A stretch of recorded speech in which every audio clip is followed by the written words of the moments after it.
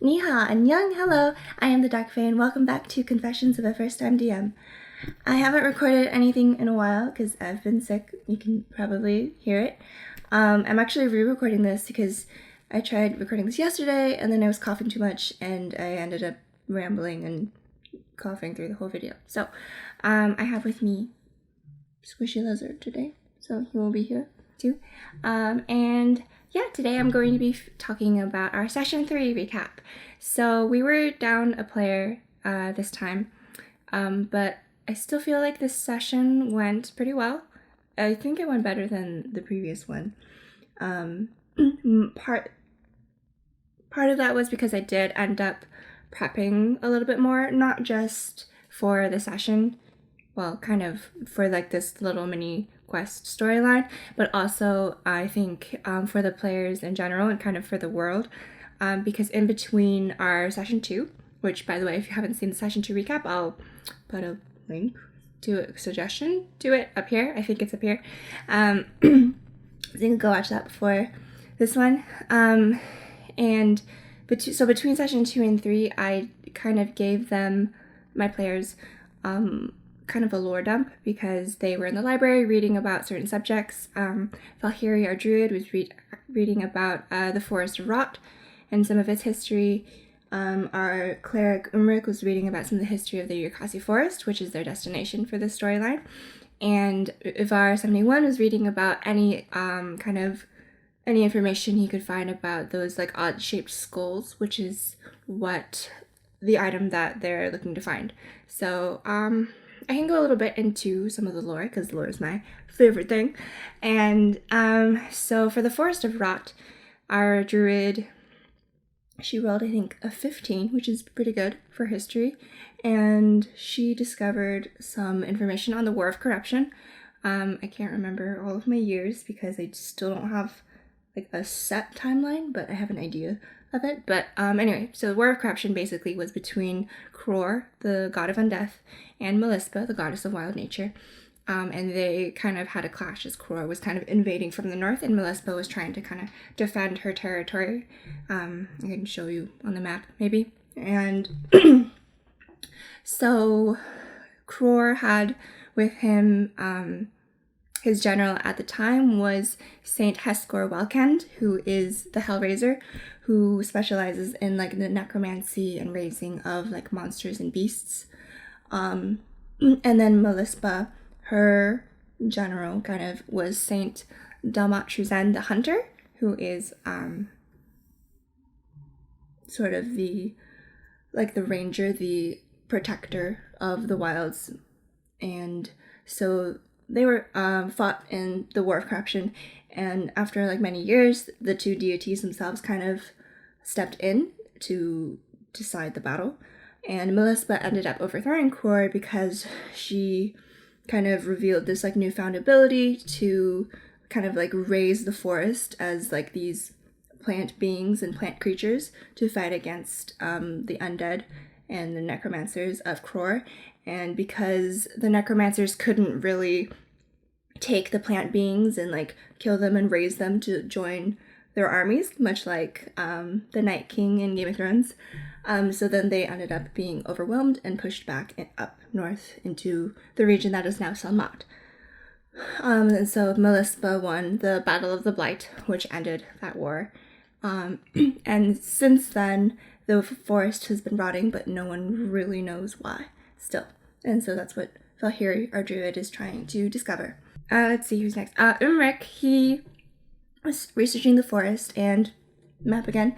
The Yurikasi Forest and the Darkwood were actually once one forest. They were connected, and during the wars between the gods like Trin the Allfather and Aremsia, Wistria is an area, a lot of areas, and like Hamal, they were all kind of like fighting in that region, and that center part of the forest was like razed to the ground, just to kind of like root out any the forces that were there and to get easier access to Hazara Minok.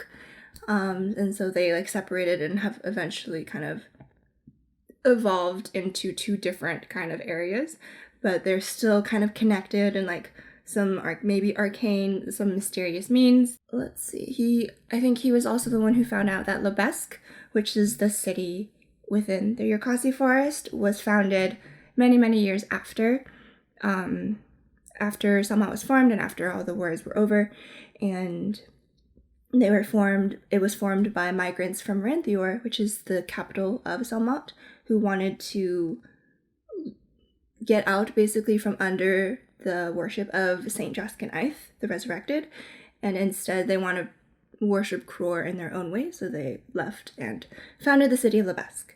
So that was the lore that he found. I think he rolled a 17 history check. And then lastly, for Ivar, 71, our Warforged fighter from Elith Malar, the mage center. He rolled a natural 20, and kind of like with his background and what he's researching, it was kind of perfect because of like the story elements that I could include for him.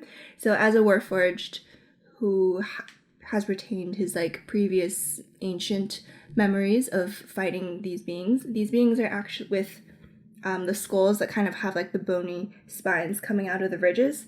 They're called flesh rovers. So what they are amalgamations of bone and flesh that don't really have a set anatomy, and they're able to kind of shift their form into any other creature that they see.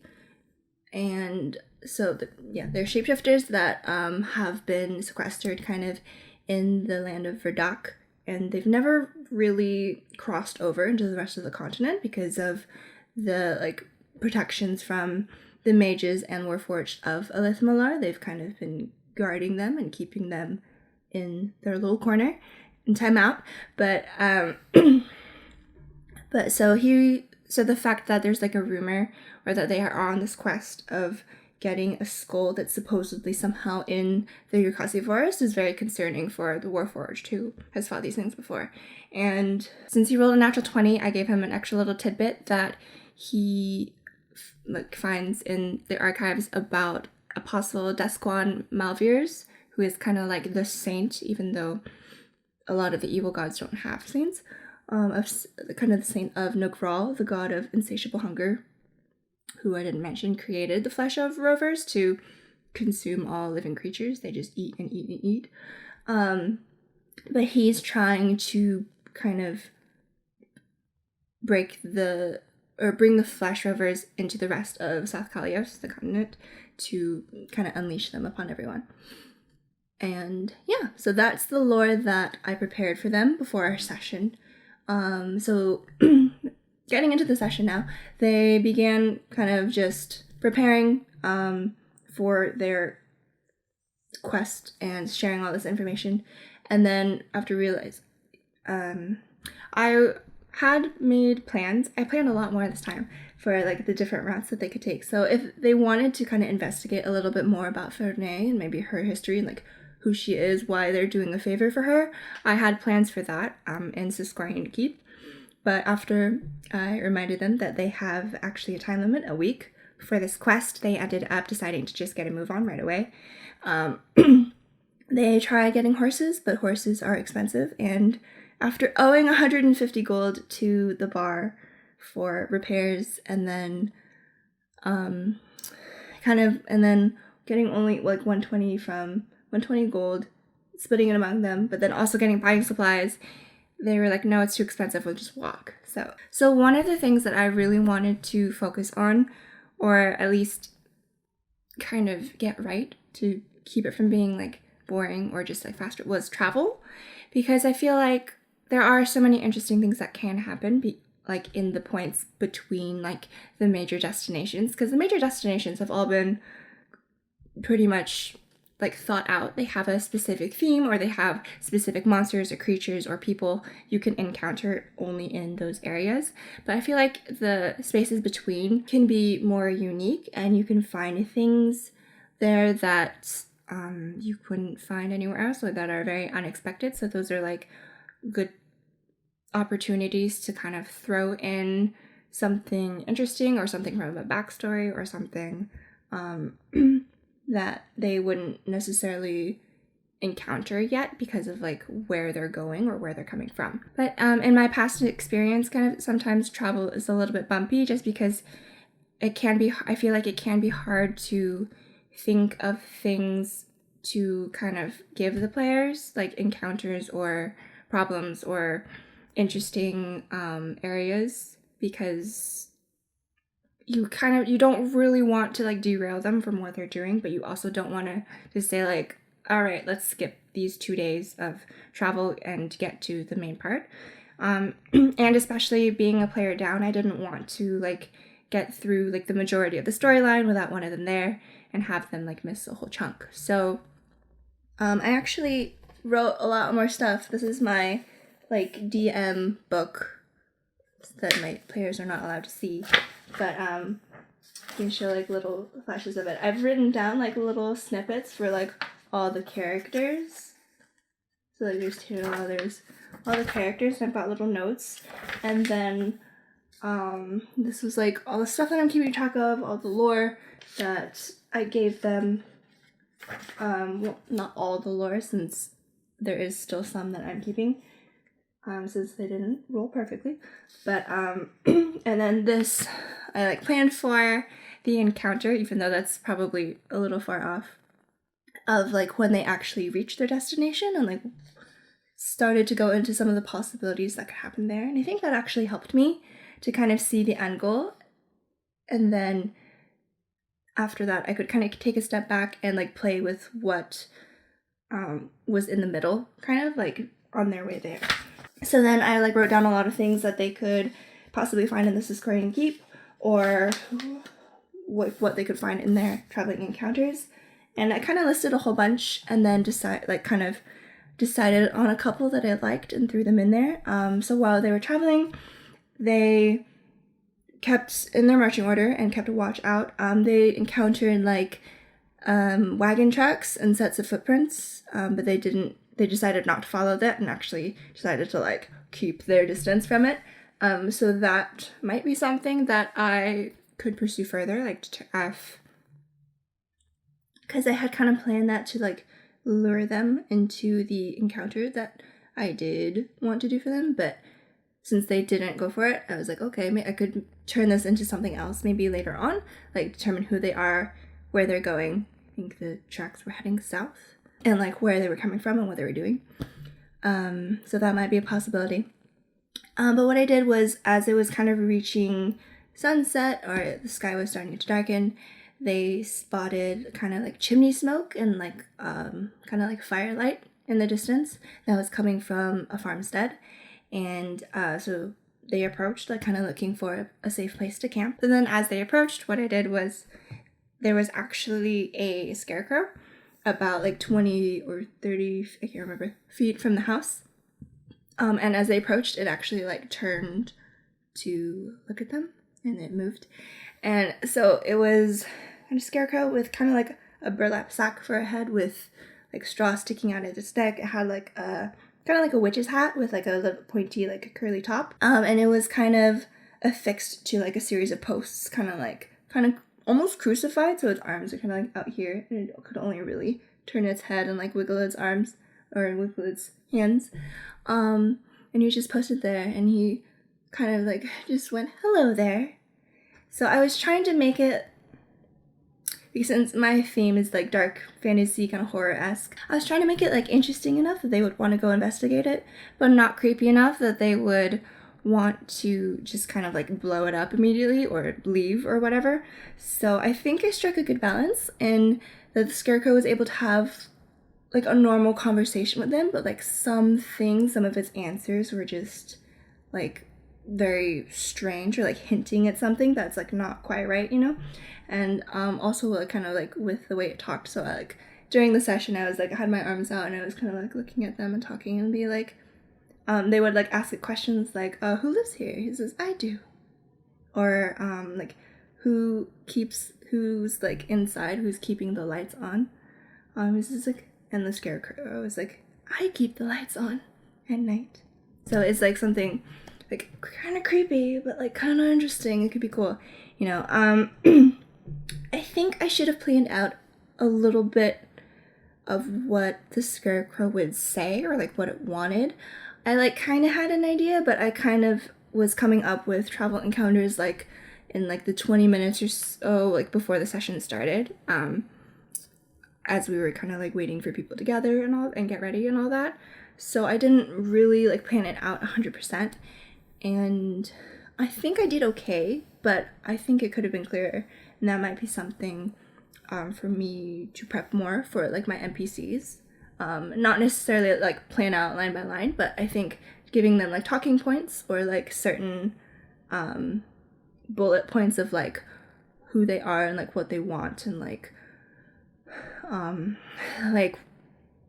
their motivations kind of and personality.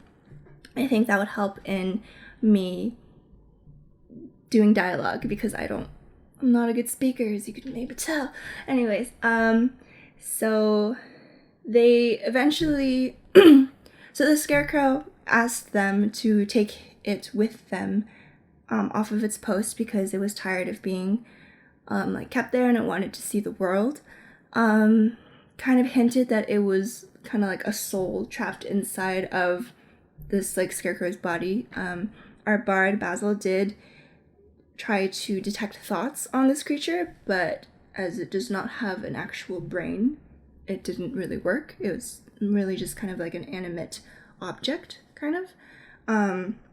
So it didn't work. And then there was like a whole thing with the Scarecrow like not asking them to leave, but then like them leaving was kind of the trigger.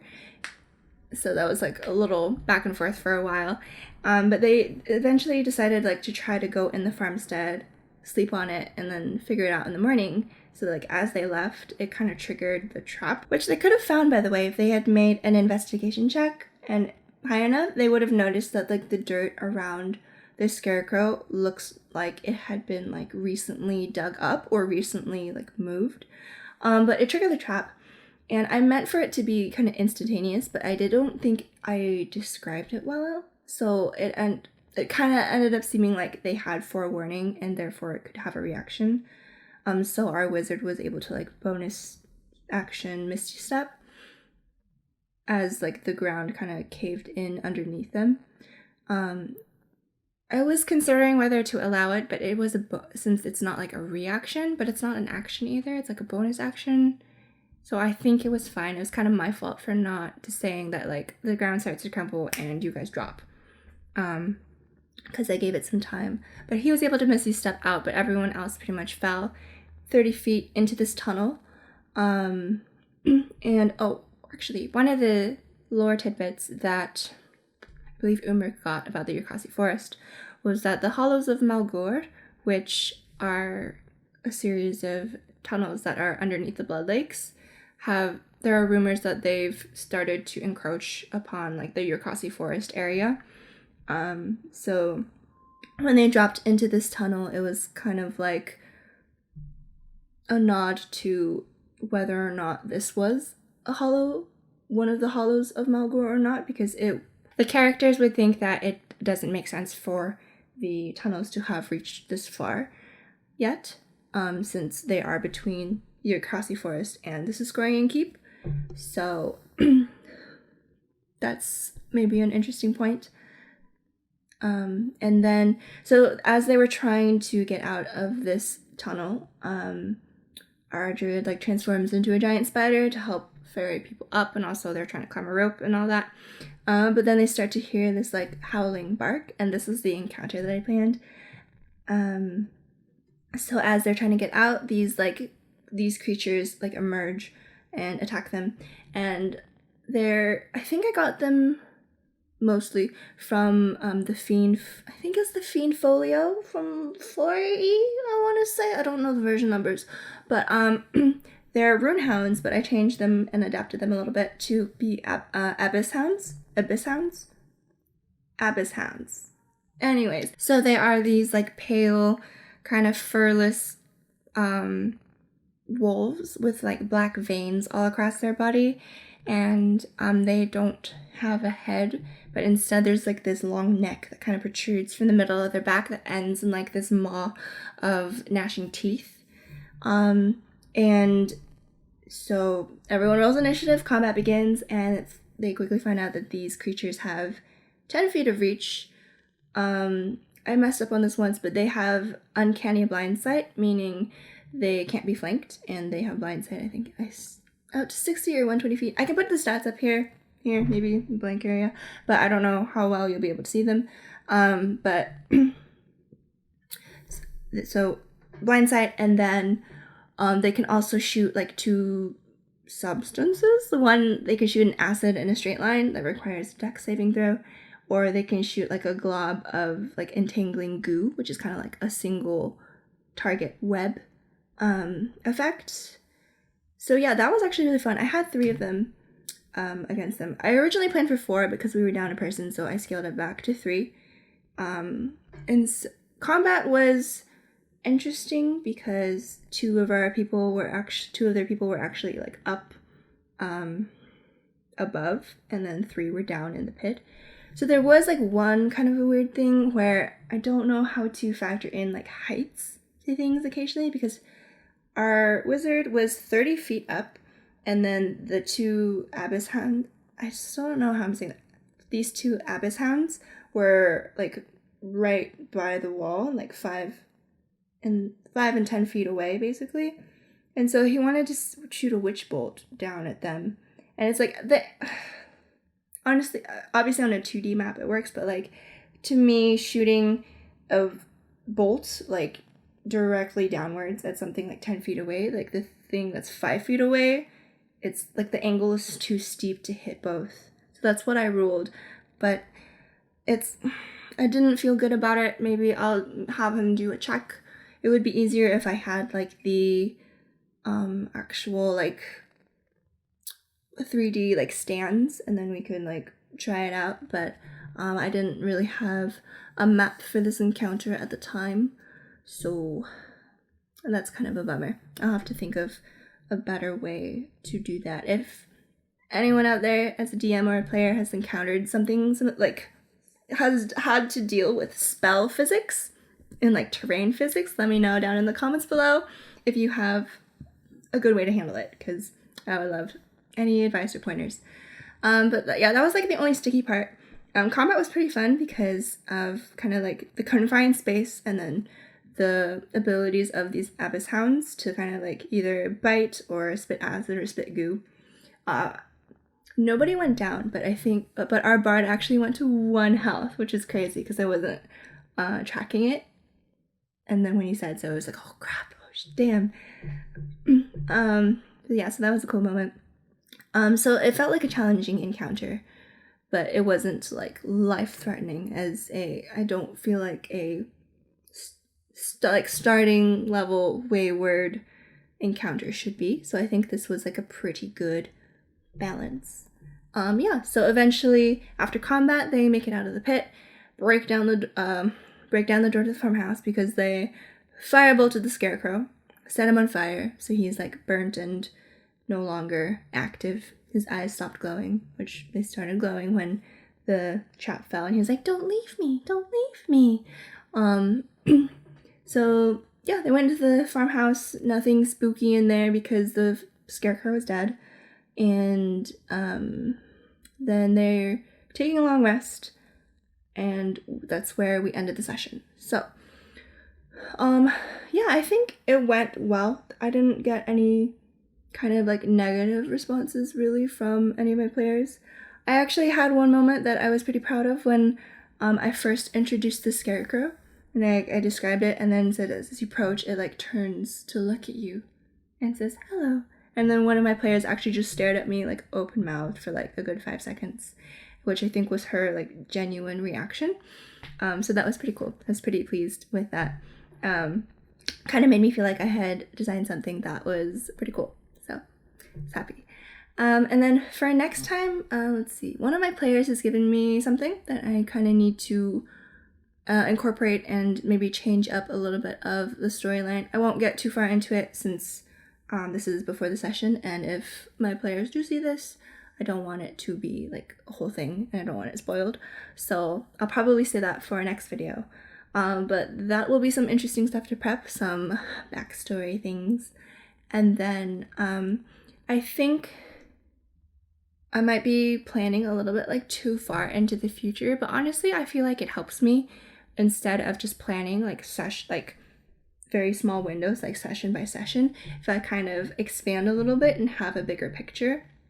Because I think I need to make plans for like what happens if they don't get the skull, or if they come back empty-handed, or if they decide like not to give Ferney the skull or something like that. I think I need to plan for like worst cases or something like that, or like non-ideal cases, since it's Dungeons and Dragons, literally anything can happen. So I do think, and then like having that thought kind of helps me with the more like focused prep for like this main quest. Like what happens when they get to their destination, what happens if they fuck up and or don't find the skull, or like what happens in the city of Levesque. And so that'll be helpful, I think, to think along those lines.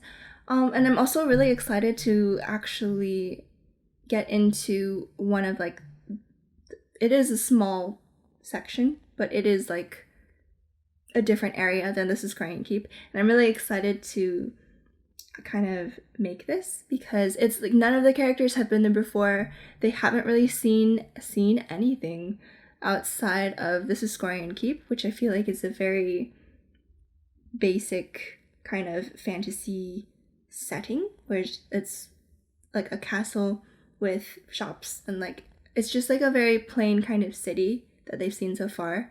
And I'm excited to like introduce other things, and excited to kind of make this my own, and hopefully something that like none of them have really like pictured before. So I'm really excited to use my creativity and come up with some things for that. And yeah, I think that's pretty much it. This video went on a little bit longer than I expected, than when I previously recorded. But that's okay. But yeah, thank you for watching, and Squishy Lizard says thank you too. Comment down below on what your most interesting roadside encounter was, and if you immediately regretted it or not. Because I feel like more often than not, that's what ends up happening. But hopefully session 4 goes well, and I will be back next time with another Confessions of a First Time Dungeon Master.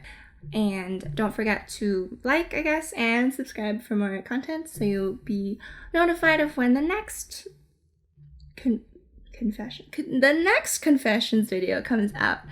But thanks for watching, and I'll see you next time. Bye. Bye. Bye.